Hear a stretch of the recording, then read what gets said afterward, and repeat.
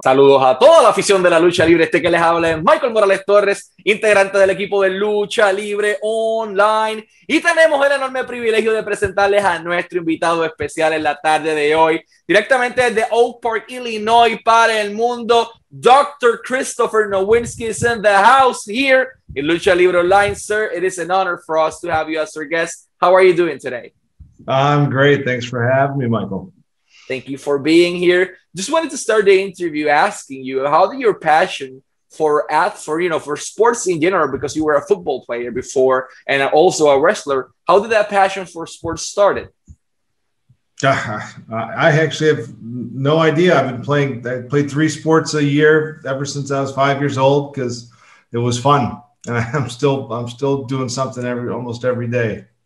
Just I enjoy the competition, I guess.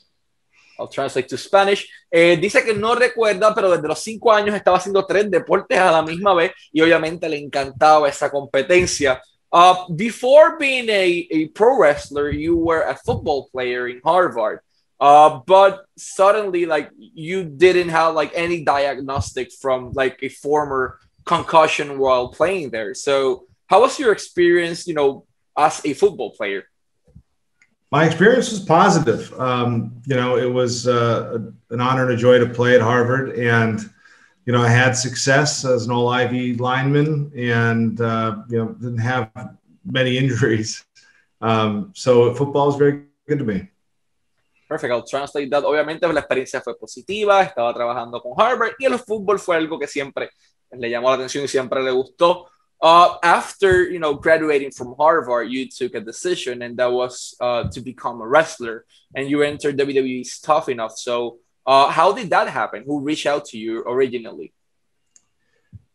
Because you're translating, I'll try to keep it short.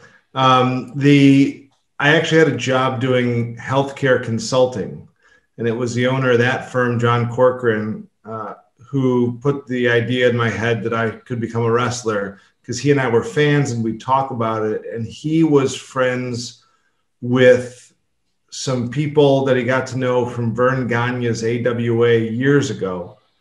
And suddenly a call to Jerry Jarrett leads to a call to J.J. Dillon. I had a tryout with WCW even before I graduated Harvard, and decided, you know what, let's give this a shot. So I'd done some theater. So then it was finding Killer Kowalski's school, and I would work, I'd wrestle nights and weekends while keeping my job. And then Tough Enough came along and I applied because I found wrestling to be just so fascinating, so fun, and so challenging. And I loved working with the people.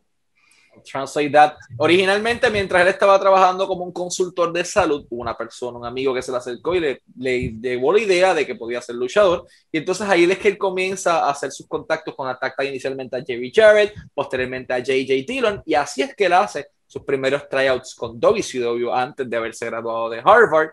Y lo interesante de esto es que mientras pasa el tiempo, siempre fue algo que le llamó la atención y eventualmente pues se convierte en un luchador profesional. While being a pro wrestler in this, competition or this reality show, because you mentioned before that you've done theater, how different was WWE's Tough Enough from the rest you've done at that moment? So I was lucky to have a bit of a head start on how to get around the ring. I mean, I'd only been wrestling a couple of months, so I just knew how to take a bump. So I don't think I quite appreciated how much the show was going to be edited into theater, right? This was early reality show television. So I just was myself, and I was edited into what eventually became a great heel character, Chris Harvard. So it was, you learn that wrestling is much more than doing the moves in the ring. And I just consider myself lucky to be able to spend, 6 hours a day learning the craft from people who were experts.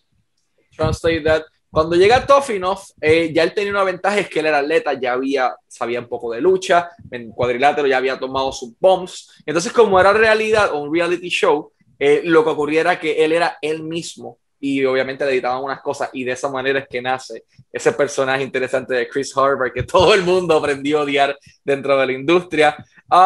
After you ended your run with Tough Enough, you had an opportunity in the independent circuit, but there's something particular you did in the UK. What do you recall of your experience, you know, working independent wrestling? Because it is usually way stiffer and tougher than WWE. I mean, I had a very positive experience on the independents. It was, you know, I mean, there's certainly people that didn't like that I sort of got a leg up from a reality television show and I hadn't paid my dues in the way that they had. But the people who worked with me, for the most part, were very generous and had a great time and you know, learned a lot. But it's also important to appreciate I only had like 30 matches under my belt when I debuted on Raw. So it wasn't that long of an independent career. I'll translate that. Cuando él debuta en Raw, él solamente tenía como 30 luchas de luchador independiente. Su experiencia fue positiva en el circuito independiente, tuvo buenos colegas, fue aceptado. Obviamente hubo personas que como que no aceptaban el hecho de que él venía de un reality show o de un reality wrestling, como que tenía que pay your dues, pero la experiencia en general fue muy positiva. After that, you got signed with the WWE. Who was the person in charge for that signing? Who was your agent at that point? It was Johnny Ace was the person who called me to let me know they wanted to bring me on board. What do you recall when he mentioned that that first meeting, you signing the contract, and how do you feel at that moment? I remember I was actually in my doctor's office when I got the call, and I was thrilled, and then I was completely nervous about the whole idea of, you know, moving to Cincinnati and you know, doing this full time and sort of getting my shot and hoping I didn't blow it. Perfect. I'll translate that. La persona en contactarlo inicialmente, su gente, fue Johnny Ace o John Laurinaitis. Él le da una llamada cuando está en la oficina del doctor y obviamente pues estaba como que un poquito nervioso por el hecho de tener que mudarse a Cincinnati al otro lado, pero pues obviamente estaba nervioso de que no quería arruinarlo, pero emocionado a la misma vez porque era la oportunidad que le estaba esperando. What do you recall of your first match on WWE? My first, the classic dark match. Well, I had two dark matches one weekend. The one that's very memorable is when they put me with Rikishi, who was the nicest guy, but of course it meant I would take the stink face. And, you know, they really laid it in. Like it was sort of like a rite of passage, I think. Like I nearly passed out. I was in there so long. I'll translate that. Sus primeras luchas fueron dark matches para la WWE, una de ellas con Rikishi, y obviamente a todo el mundo con Rikishi le toca el stink face en la cara, y él dice como que estuve tanto tiempo ahí que casi me desmayaba. Once you arrived, like, formally to WWE, what do you recall of the backstage ambience, the camaraderie, the people out there? You know, there are so many people behind the scenes that the fans as well don't know that fact. Like, they only imagine wrestlers and some producers, where there's like a huge staff over there. So your experience backstage, you know, once you arrived to the company. You know, my experience was generally positive. You know, one of the things I remember was Al Snow, who was my primary trainer on Tough Enough, telling me that even the wrestlers had trouble appreciating that the reality show was a work. And so a lot of them thought I was that snotty character, and I would have to prove myself by being extra humble, which wasn't a problem because that's how I am behind the scenes. But so you know, some people weren't, you know, I got my hazing here and there, but it wasn't bad. It was generally well received, and you know, people taught me things here and there because I came in so green that I was very appreciative for, you know, information from whomever. So yeah, I mean, I had a great, although it could be a tense backstage experience, I had a really good time. Translate that. Obviamente su experiencia fue positiva, un poco tensa, igual que todo que puede llegar a ser, pero positiva. Al Snow le dice, mira, todo el mundo te ve como este chamaquito arrogante de Harvard graduado, porque era reality show y ellos pensaban que era así de vida real, o sea que tienes que ser sumamente humilde para poder ganarte a todos aquí atrás. There's a certain thing that happened while you were wrestling, like 2 years in your career. You receive a kick from Bubba Ray Dudley. I believe it was at the Royal Rumble. and that led to 1 year of headaches and head trauma and uncomfortable things in your life.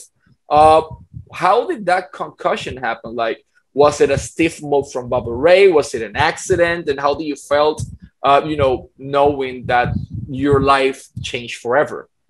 Yeah, it's sort of unfair to call it a stiff kick because, I mean, it was a boot in the corner that I ran into, and I was running, it was a very quiet house show. And so we were all sort of moving a little faster than usual to try to bring in energy.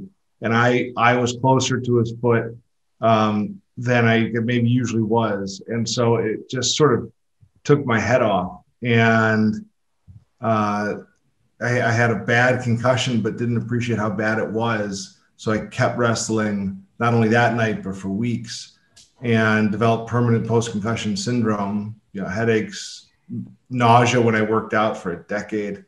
And I was in so much pain that I couldn't get in the ring. And then after that pain lasted for more than a year, I realized I couldn't, live the rest of my life like that. So if I got better, I wasn't going to put myself at risk like that again. Translate that. Cuando ocurre el accidente, la conmoción cerebral, obviamente fue una patada stiff que él corrió y se llevó en la cara mientras Baba estaba en la esquina. Obviamente comienza a sufrir de CTE, producto de esa conmoción cerebral, y las náuseas mientras estaba haciendo ejercicio, los dolores de cabeza. Él siguió luchando, no por días, sino por varias semanas, hasta que él dice como que ya, no puedo hacer esto nada más, el mismo médico se lo dijo, y de ahí pues en adelante él toma la decisión de retirarse. So once you retired, why do you decided that CTE was the thing you wanted to study? Because at that point, it was considered by many so-called experts like a fictional disease, but you were one of the guys that proved that it is not fictional. It was just not studied yet. Yeah, so my first passion was actually to change how we talked about concussions. So I learned that I sort of threw away my brain health because I was ignorant about the fact that those times I was kicked in the head and forgot where I was meant I had a concussion and I needed time off to recover. And so initially the idea was I'll write a book about how we should be handling concussions different in sports and wrestling and everywhere, so that others like me, and there were a lot of people I met over time, didn't throw away their health, just because they didn't know. And then CTE, happened to be diagnosed in the first two NFL players, like at that time. I wrote a chapter about it in the book, but realized that CT was the way to get people to care about concussions, even not knowing how big CT was, because it provided pictures of the damage. Concussions are invisible. And then once we started digging into CTE more, and I sort of created the outreach to families of athletes to donate their brain, we realized, okay, CT is its own problem and it needs its own approach, which will be slightly different than concussions. Translate that. Su pasión inicialmente comenzó hablando de lo que eran las conmociones cerebrales, porque él la sufrió obviamente en aquellos momentos con dolores de cabeza, con náuseas, sin saber en dónde estaba, completamente perdida la noción del tiempo, y eventualmente comienza a improvisar esto, a improve, a mejorar, y decide entonces evaluar lo que es el CTE desde la perspectiva de que, ok, la conmoción cerebral no se puede mostrar en fotos, pero el daño causado a través del CTE sí se puede, y ahí entonces él toma la decisión de dar un paso más adelante, pese a que en aquel momento habían personas como que no creían en eso. How did the Concussion Legacy Foundation happen, and how did it ended up partnering with Boston University as a part of it? So the book came out in fall 2006. Nothing happened. We couldn't get media to cover the concussion story. And then Andre Waters, a former NFL player, took his life, and I took it upon myself to procure his brain for research, and also made the deal that if it turned out to be positive, we wouldn't wait for a medical article to come out a year later, but we would tell the lay press so that families could understand that this is real. And so it became a front page story on the New York Times in January 2007. And then suddenly the floodgates opened, players started coming forward, or we convinced some players to come forward. We found another a CT case in Justin Strelzik, and I realized that, you know, brain donation was going to keep this going, but we needed to do it. At that point, I was just a guy calling families, sending them to a doctor they've never heard of. And I said, we need to not only make sure people know this is nonprofits, no one's profiting from giving a brain, but also partner with a real strong academic research group who would use this tissue to eventually learn how to cure this disease. And I was very lucky to be introduced to Bob Stern and Ann McKee at Boston University, who were both willing to sort of change their careers from being focused on Alzheimer's which is a very similar disease, to CTE. And we also partnered with the VA, where the brains actually sit. And, you know, it's been a wonderful relationship now going on 13 years. I'll translate that. En el 2006, cuando todo ocurrió con la historia de la conmoción cerebral, como que nada pasó porque no pudo conseguir las personas que cubrieran y los medios de comunicación que cubrieran esa historia.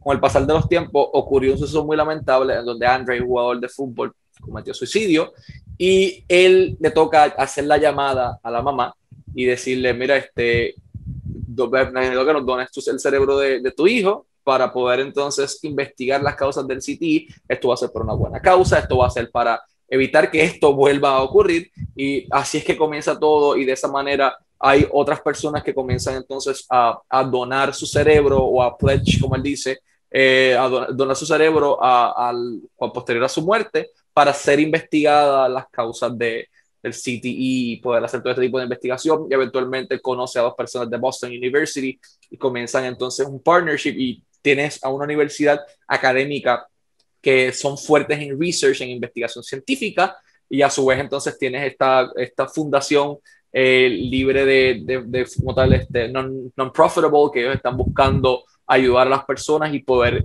investigar más sobre esta causa.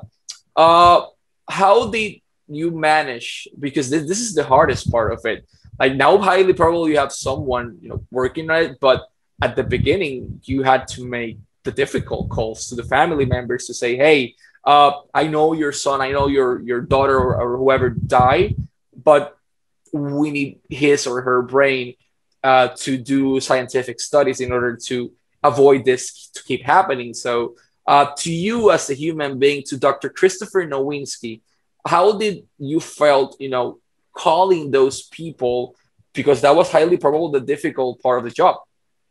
Yeah, it was at the beginning, I would become very anxious, very nervous, and I'd always question whether it was, you know, fair or right to make these calls.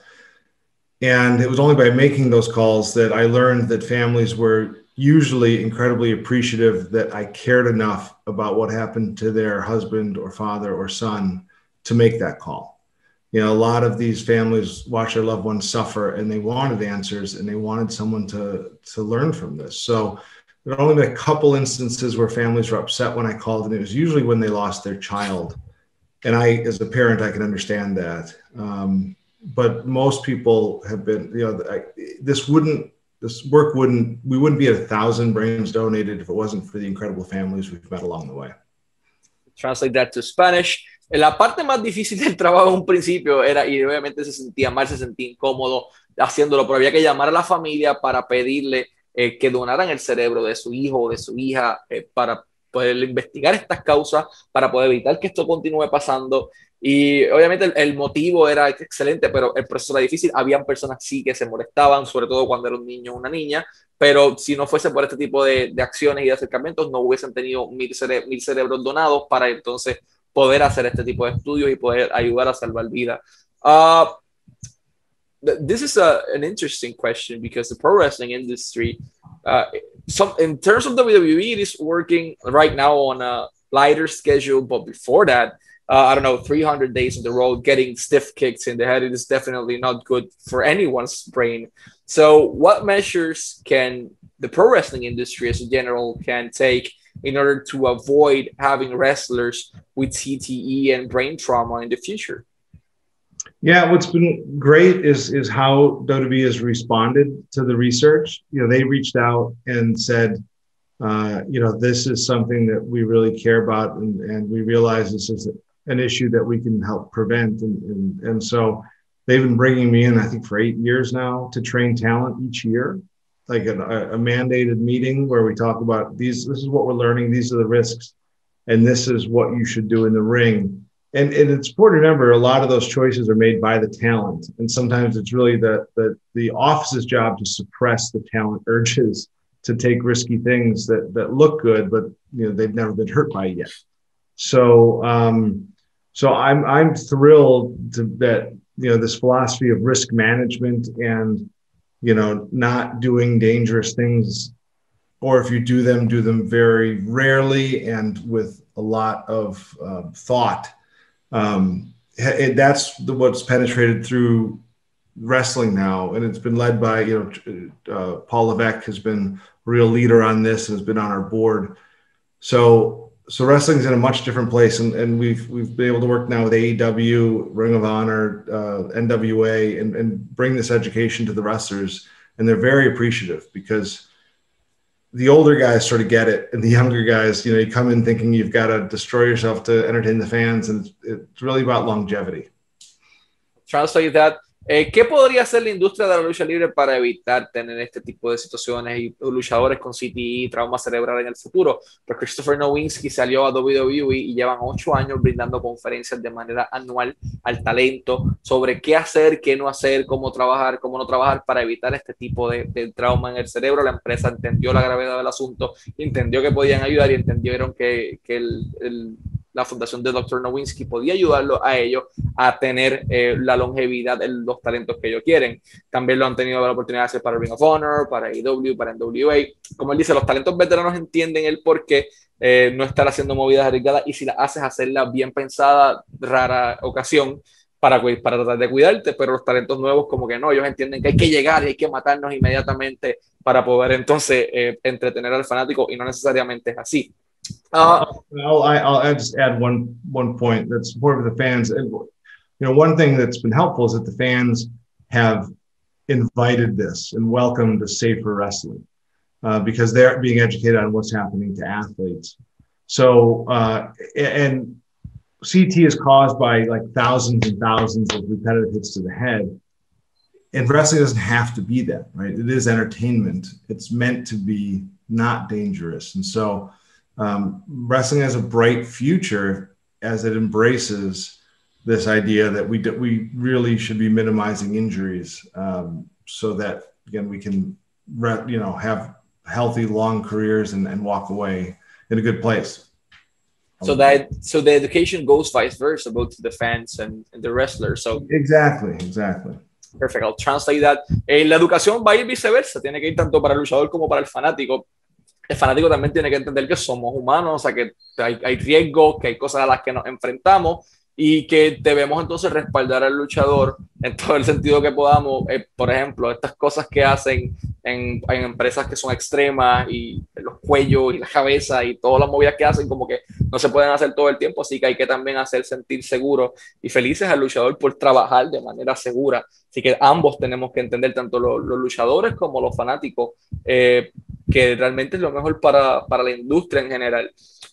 You made a pretty particular statement regarding a hypothesis regarding that CTE may have played a role in the Benoit incident. Had you had the opportunity to investigate Benoit's situation?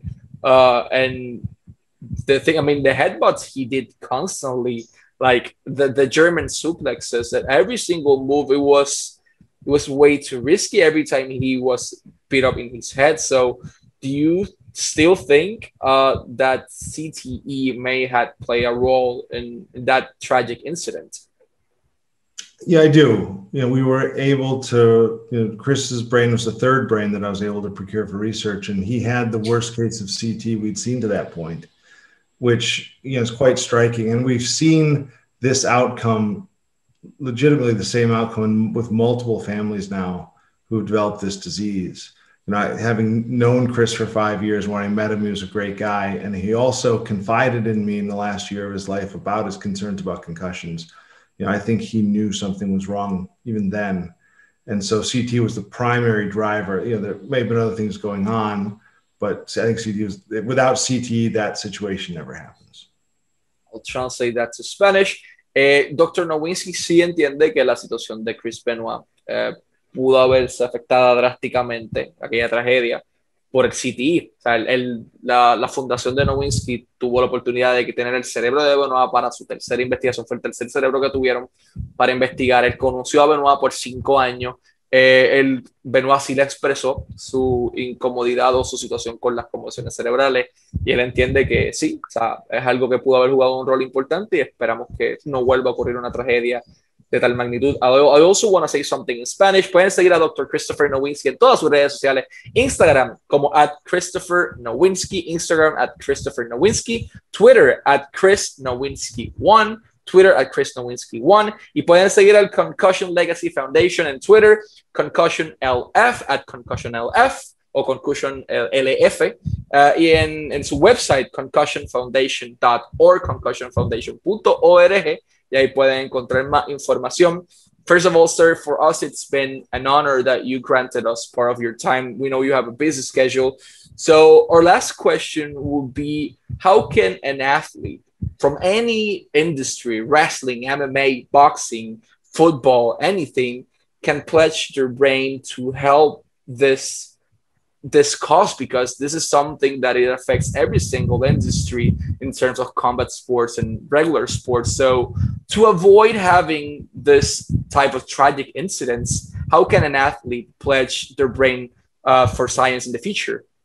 Thank you. Well, I would encourage all athletes listening, and even especially military veterans as well, to pledge their brain. You can go to concussionfoundation.org and it'll be right there on the top of the page. And what it allows you to do is also become educated as you go through our newsletters and new studies, so that you can protect yourself and are less likely to end up in our brain bank. Because those who pledge, I never want to meet them through the brain bank, but they do become our advocacy army, and they do become our surveillance group, so that if they lose a friend, they often call us. So, please do get involved. This is something that we can make a big difference on, and it'll not only benefit those who come behind you, but it'll probably benefit you as well. Perfect. I'll translate that. Para todas las personas que quieran dar ese paso de ayudar a esta causa, de donar su cerebro posterior a su muerte para ciencia, para que las personas que estén en el futuro no tengan que pasar por tragedias como las hemos visto muchas veces por esta enfermedad terrible de CTE, simplemente tienen que ir a la página oficial o el website oficial del Concussion Legacy Foundation, es concussionfoundation.org, concussionfoundation.org. Eso va a salir de todas formas al final, gracias a Jacobo por la edición y a Lu por el arte, y ahí pueden hacer todo tipo de la donación como tal de su cerebro para posterior a su muerte y ayudar a la ciencia. Dr. Nowinski, thank you so much for your time, always grateful for it, always wishing you success in your career and your personal life, and let's hope to see you keep saving lives and keep helping people to avoid doing things that will destroy their lives eventually. Thank you so much. My pleasure. Thank you. It's nice to meet you. As well. Y fueron Michael Morales Torres y Dr. Christopher Nowinski para Lucha Libre Online, la marca número 1 de Pro Wrestling y Combat Sports en español.